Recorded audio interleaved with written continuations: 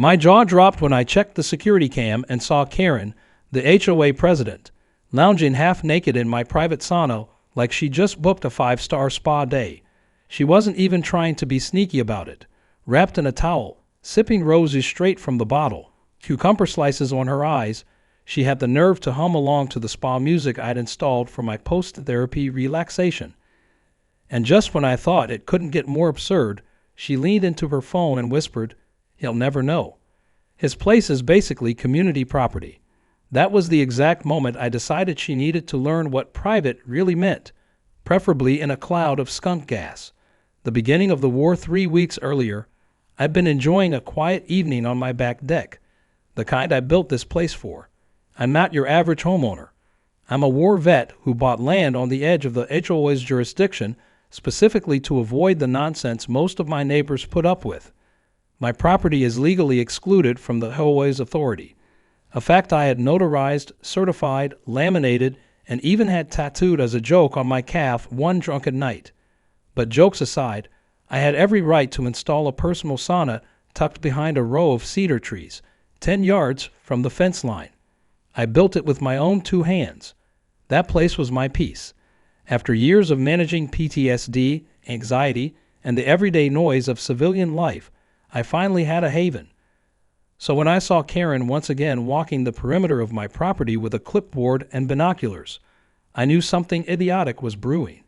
Karen had a long and colorful history of overstepping. The first time we tangled, it was over my porch lights. She claimed they were disrupting the aesthetic harmony of the block. They were solar-powered LEDs with a soft amber hue. When I politely explained that she had no jurisdiction over my home, she smirked and dropped a violation notice in my mailbox. When that didn't work, she tried a public smear campaign at the next HOA meeting, suggesting I was a hostile recluse with antisocial tendencies. My crime? Not attending the block barbecue where she served tofu sliders and lectured children about lawn maintenance.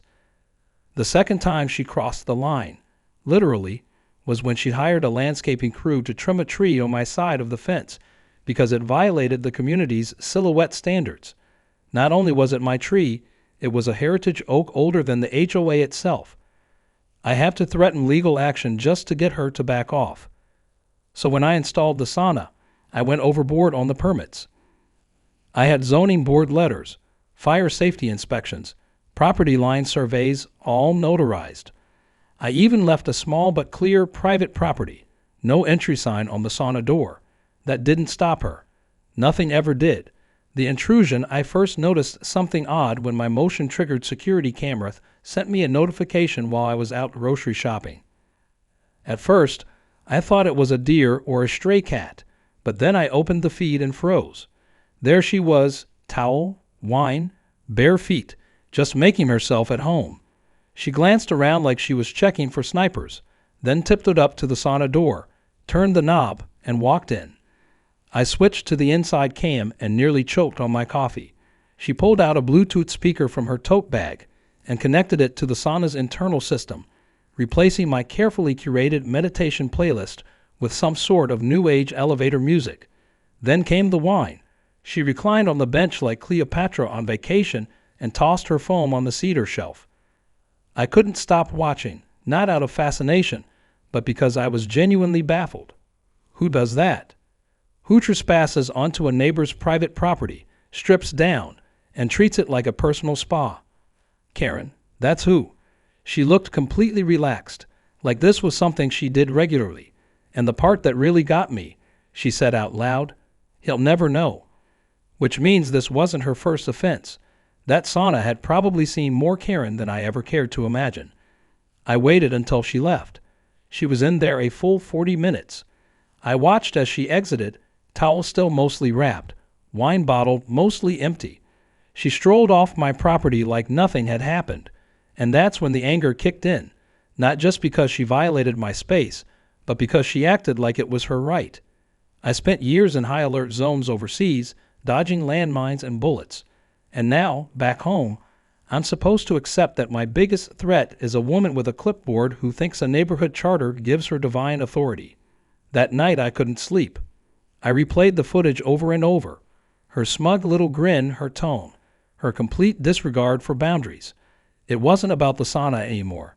It was about control, about sending a message. She had humiliated me in my own home, disrespected my healing space, and assumed I'd do nothing about it. That's when the idea started forming. Something petty, something poetic, something unforgettable. The plan: the next morning, I called an old buddy of mine, Marcus, who runs a wildlife control business. A few years ago, he helped me humanely remove a family of skunks from under my deck. We got to talking, and I asked if he still had those scent generators they use to ward off coyotes and raccoons. They're non-toxic, harmless, and absolutely revolting. Marcus laughed so hard when I told him why I wanted one, I thought he might pass out. "You're going to skunk trap her," he wheezed. "No, man, I'm going to teach her what private property really smells like." By the end of the week, I had the equipment. I tested it once in the garage, instantly regretted it, and had to evacuate for an hour. But it worked. The smell was indistinguishable from an actual skunk attack. Perfect. I spent an evening wiring the diffuser discreetly under the sauna's cedar bench and sensed it to a remote trigger on my phone. The cameras were re-angled and the motion detector fine-tuned to detect only human movement. Everything was ready. All I had to do now was wait for Karen to return for another unauthorized spa session.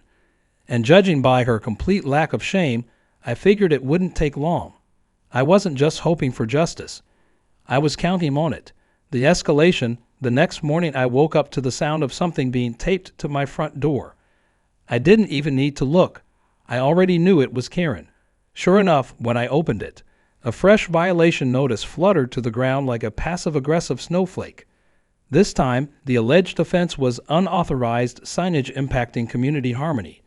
Apparently, the small plaque on my sauna door that said "private property" was now considered a visual disturbance.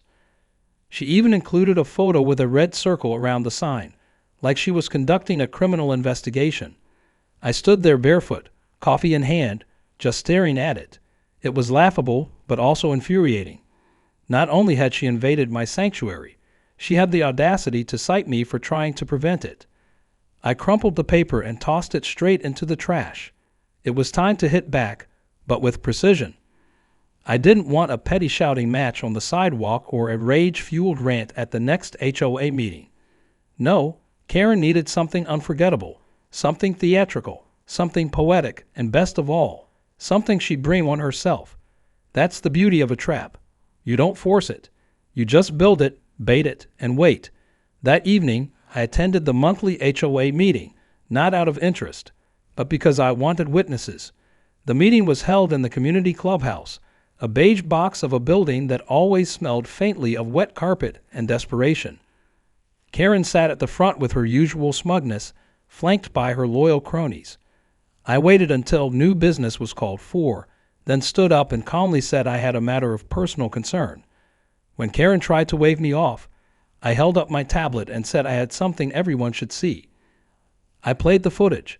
There was Karen, clear as day, walking onto my property, unlocking my sauna, and helping herself to my private retreat. There were gasps. Someone even choked on their sparkling water. She tried to speak, but I raised a hand. The clip continued, her lounging, sipping, humming, all while blabbering to someone on speakerphone that my property was basically community property. I stopped the video before it got awkward, turned off the screen, and looked her straight in the eye. "Any thoughts on that?" I asked. Karen blinked like she just swallowed a wasp. "That footage is taken out of context," she sputtered. "I thought it was a shared amenity." "Amenity?" I repeated. "You mean my legally excluded, registered, and locked sauna behind a privacy fence?" She stammered something about lack of signage and unclear property lines, but the board wasn't buying it. A few members looked horrified. One man, Thomas, usually asleep by this point, was wide awake and glaring. "This is trespassing," he said, loud enough for everyone to hear. Karen turned red, but her pride wouldn't let her back down. She doubled down, said I should have made it clearer the sauna was private, that she only entered because it looked inviting. At that point, someone snorted from the back. The board agreed to look into it, but the damage was done. Karen's credibility was now wobbling like her favorite flamingo lawn ornaments in a windstorm. The trap springs the next day, I fine-tuned the trap.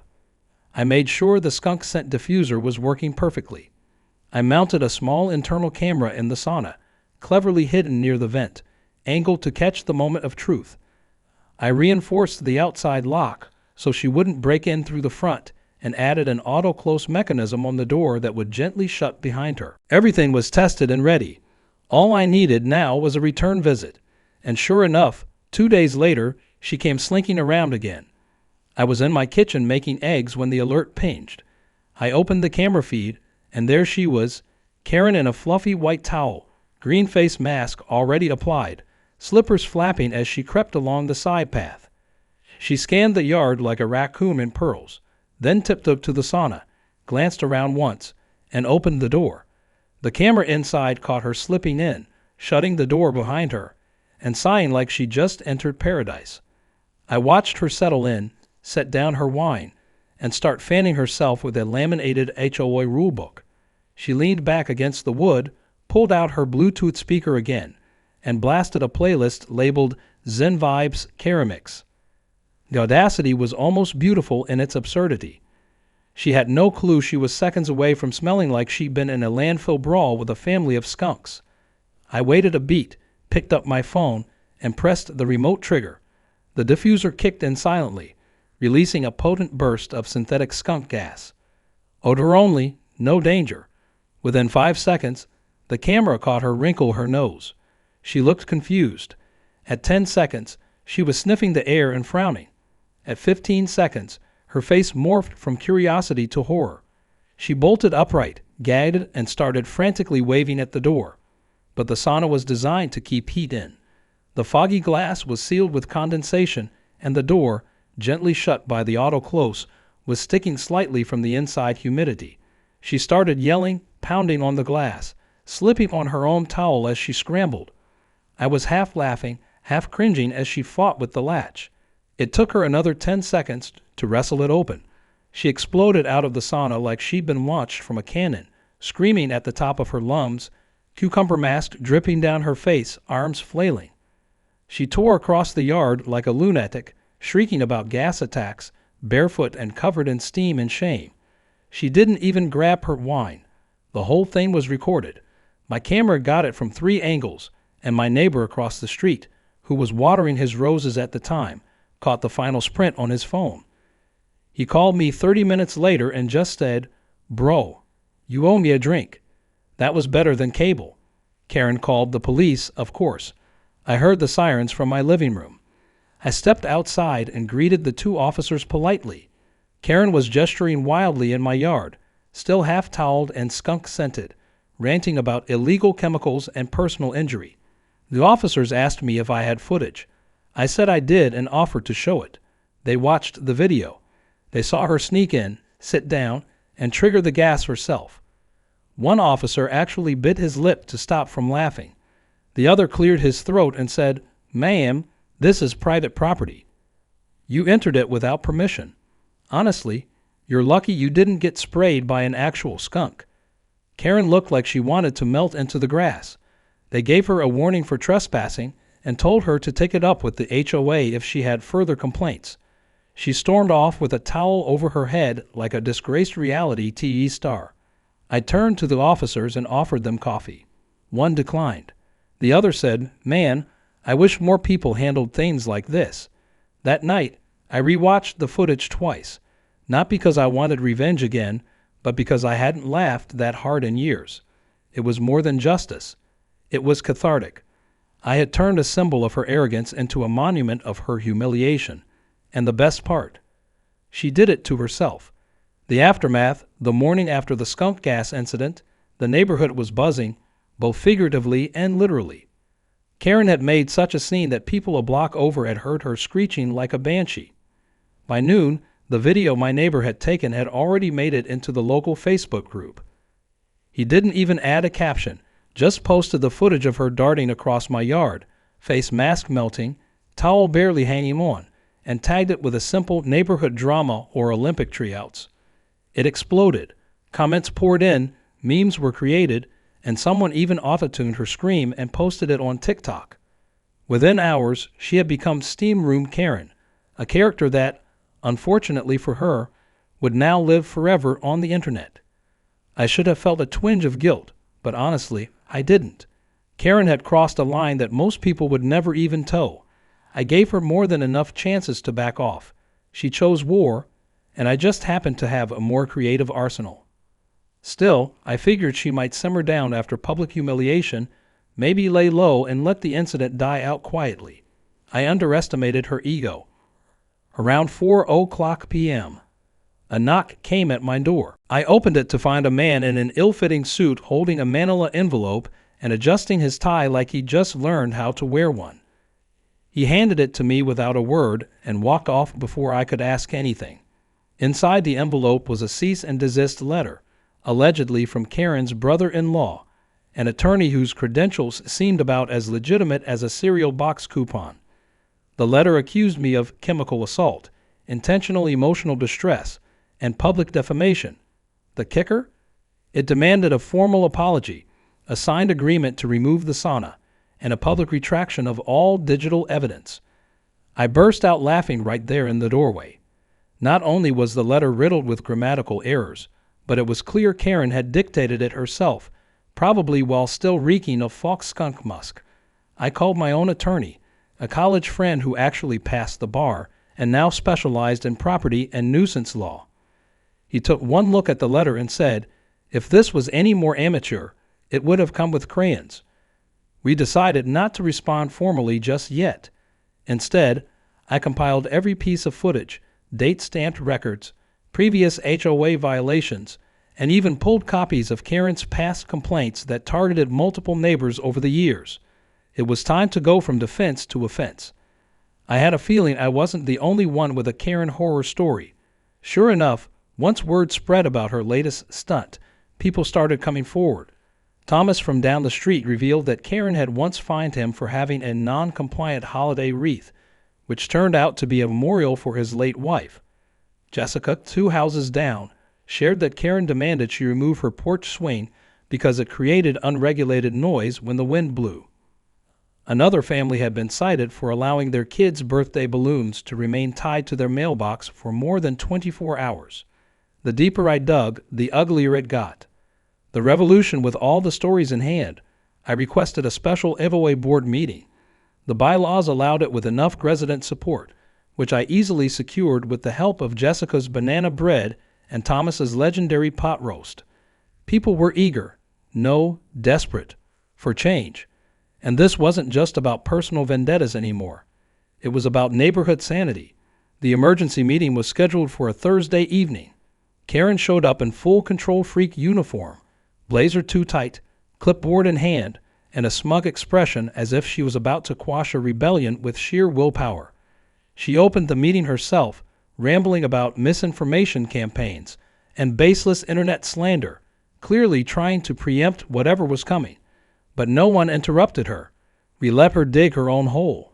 When it was my turn to speak, I walked up with a folder full of organized documents and a thumb drive containing all the video evidence. I kept it simple. I presented the facts: trespassing, harassment, public embarrassment, frivolous citations, and the clear abuse of HOA authority. I showed the board the cease and desist letter, and they actually laughed. I played the sauna video, not the skunk part, just the portion where she entered, set up her little wine station, and monologued about how I'd never know. Then I let the other residents speak. One by one, they stood up and shared their stories. The birthday balloon family showed pictures of the violation notice taped to their kid's gift box. Thomas, visibly shaking, read aloud the wording of his holiday citation. Jessica had actual audio recordings of Karen banging on her door during a Zoom work meeting, shouting about overgrown ivy. It was a flood of frustration, years of minor humiliations suddenly bubbling to the surface. By the end, the board looked overwhelmed. Even Karen's closest ally, a sour-faced woman named Veronica, seemed shaken. There was a vote. It wasn't even close. Karen was removed from her position as HOA president, effective immediately. Her replacement was Victor, a retired firefighter and local legend for rescuing a raccoon trapped in a gutter using only a rake and a box of Pop-Tarts. Everyone cheered. Some even cried. Karen, on the other hand, stood frozen, red-faced, mouth agape, like a villain who just realized the hero had recorded everything from the start. As she stormed out of the clubhouse, she hurled her clipboard to the floor with a dramatic thud and hissed something about lawyers and defamation. No one followed her. No one cared. The dictatorship had finally fallen. The new normal. Later that night, I stood in my backyard, the cool air brushing against my skin, listening to the peaceful quiet that had returned to the neighborhood.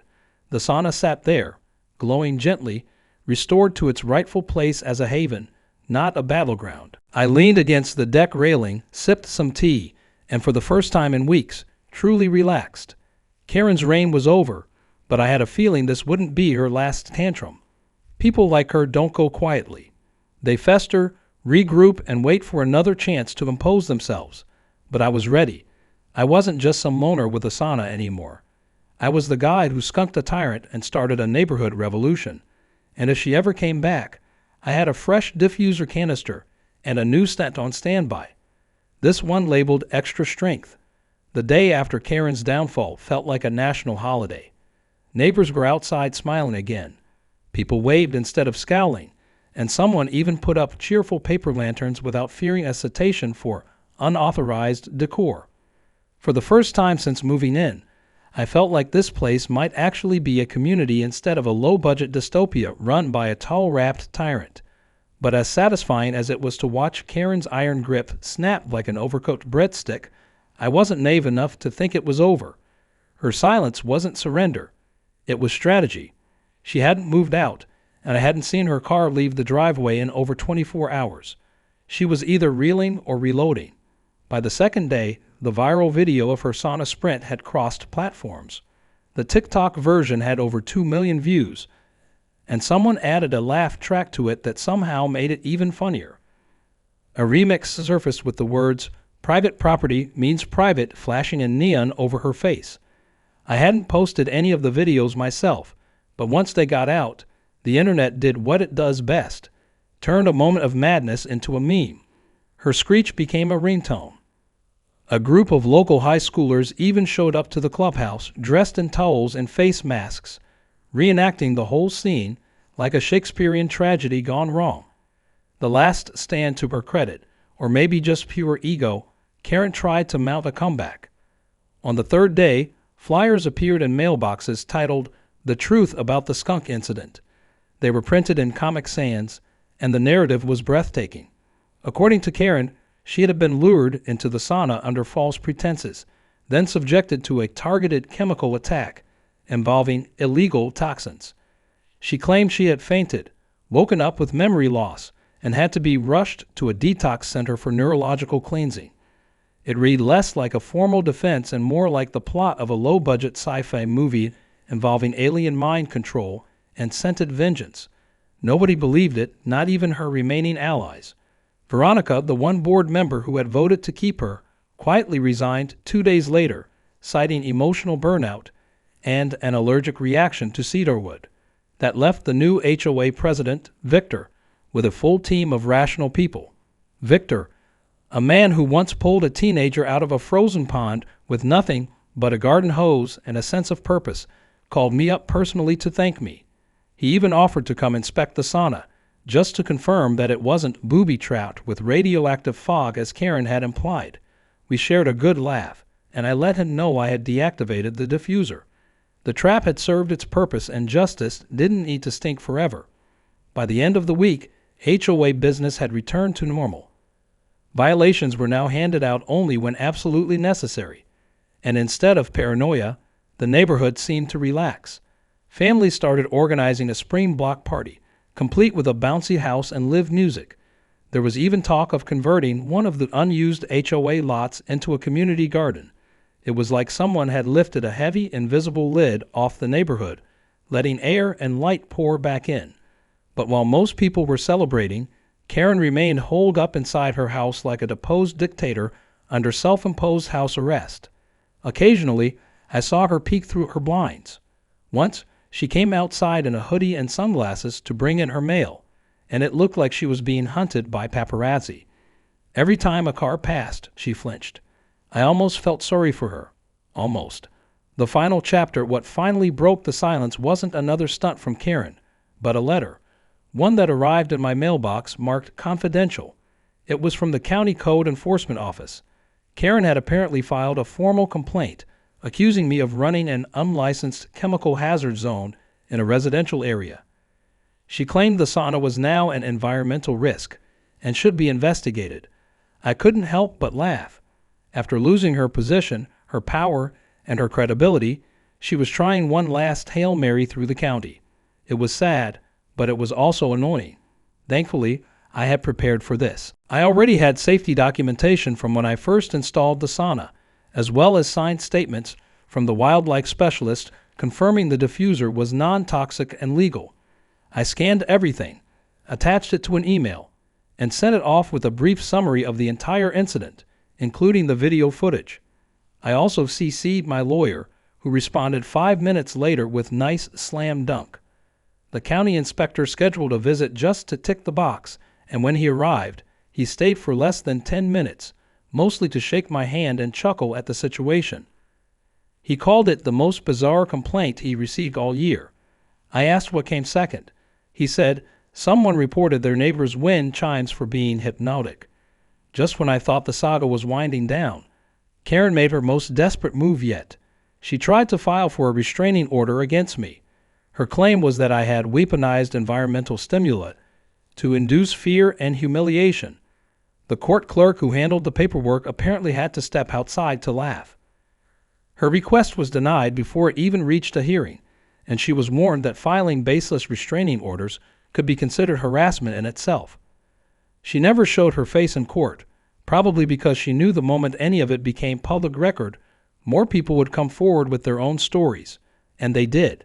An anonymous Reddit post popped up titled, "My HOA Karen got skunked, and now she's trying to sue a sauna."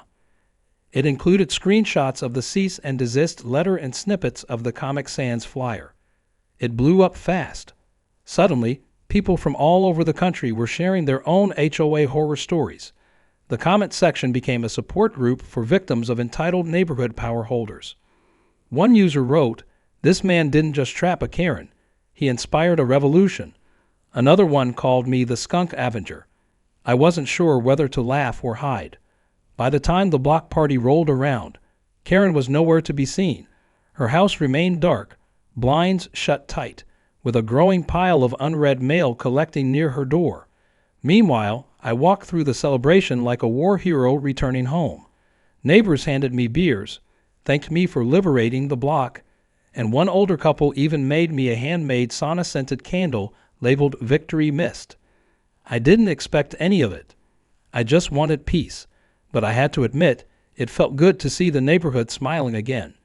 Near the end of the night, someone lit a bonfire in a small fire pit, and we all sat around it, swapping stories. Victor raised a toast to sanity, to community, and with a smirk, to skunks everywhere. We all laughed. I caught a glimpse of my sauna in the distance, glowing quietly in the dark, untouched, undisturbed. Mine again, the way it was always meant to be. The block party had felt like a proper turning point, a final breath of fresh air after months of clenching teeth through HOA tyranny. Kids ran around with glow sticks. Dogs were off leash without fear of phantom fines, and the music didn't stop at exactly 9:00 p.m. It went until someone accidentally knocked the speaker into the punch bowl. Nobody called the cops. Nobody lectured anyone about quiet hours. The absence of Karen's presence was felt in the same way one feels relief when a migraine lifts, not spoken out loud but collectively shared. Still, even with her dethroned, the echo of her chaos lingered like smoke after a wildfire. I knew better than to think she was done. People like her don't retire. They wait. They plot. And unfortunately for her, so do I. The departure the morning after the party, I sat on my porch with a fresh cup of coffee and a sense of cautious calm. The sauna sat in its usual spot, its cedar panels catching the soft morning light, looking serene and completely innocent. No skunk scent, no trespassers, just peace. That alone felt like a personal victory. I had started this whole saga simply wanting to be left alone. I never intended to be some symbol of anti-Karen resistance, but the neighborhood saw it differently. I was now the guy who stood up, not with shouting, but with tactics. Quiet, clever, calculated justice. And maybe that's why what happened next hit me like a sucker punch. Around noon, a black SUV rolled down the street. It wasn't marked, but it had that distinct blend of tinted windows and seriousness that made you sit up a little straighter. It pulled into Karen's driveway. Two people stepped out, one in slacks with a tablet, the other in a dark windbreaker with county code enforcement stitched on the back. My stomach turned. It couldn't be she hadn't. But as I watched them walk toward her house, I realized the petty war wasn't over. It was just escalating to the bureaucratic front lines. The inspectors didn't stay long, but when they came back out, they weren't alone. Karen followed, red-faced, agitated, trying to hand them a folder that looked suspiciously thick for a complaint. One of the inspectors waved her off and walked toward my side of the street. I stood to meet him, trying not to let irritation rise. He was polite, said they had received several contradictory filings related to an environmental nuisance and trespassing case involving my property. When I asked who filed them, he just glanced toward Karen's house and raised an eyebrow. I invited them to walk the property, and I laid it all out. Documentation, footage, witness reports, letters from my lawyer, and even the diffuser itself, safely stored and clean. The inspector chuckled when he saw it. "This?" he asked, holding the small, nondescript canister. "This is what she called biohazard warfare." I nodded. "It's coyote repellent, used legally across farms and camping grounds." He shook his head, muttered something about needing a vacation, and told me not to worry. They had what they needed. As they walked away, I caught a glimpse of Karen watching from her window, expression blank, but twitching slightly, like someone who had tried everything and still lost. I thought that might finally be the end. I was wrong. That weekend, someone tried to vandalize my sauna. It was subtle at first, just a smear of something on the window, possibly food or some kind of oil. Then a few days later, the lock was damaged. Not enough to break it, just enough to show someone had tried. I fixed it, installed a new hidden cam, and kept quiet. The next night, someone threw a rotten tomato at the sauna wall. The smell hit the cedar, mixed into something revolting. I checked the footage. The figure was hooded, quick, and disappeared down the alley. I didn't see a face, but I didn't need to. No one else had a motive, but I still didn't retaliate. Not yet. Instead, I doubled down on security. I added motion-activated spotlights, a second layer of fencing, and an automated system that played a loud recording of barking dogs whenever the sensors detected movement past midnight. The lights alone were enough to send whoever it was scrambling. But the barking, that was just for my own amusement. It didn't take long before the petty attempts stopped. Karen, it seemed, had run out of energy or resources or both. By the end of the month, her house went up for sale. The sign appeared early one morning with no warning. No open house, no staging, just a plain for sale sign hammered into her precious manicured lawn. The irony wasn't lost on anyone. The very woman who fined a neighbor for having a single solar-powered gnome was now packing up in silence, defeated not by lawsuit or police report, but by skunk gas, shame, and the collective will of people who just wanted their homes to feel like homes again. A few days later, I saw the moving truck. Karen didn't make eye contact as the crew loaded boxes. She wore a wide-brimmed hat and large sunglasses, but there was no mistaking her posture, rigid, bitter, defeated. She glanced once toward my house, not in anger, but with the hollow look of someone who realized the world had moved on without her. I gave a small wave. She didn't return it. Then she got in her car, drove away, and didn't look back. Just like that, she was gone. That night I walked out to the sauna with a cold drink and sat inside, the heat washing over me like a well-earned reward. I closed my eyes and breathed deep. It didn't smell like skunk. It smelled like cedar, sweat, and victory. I stayed in there longer than usual, letting every moment soak in. When I finally stepped out, the stars were out, the street was quiet, and the air felt new. The next morning, I replaced the old wooden sign on the sauna door. The previous one had said, "Private Property." The new one, carved by hand and painted in bold red letters, said, "Trespassers will be skunked." It wasn't just a warning.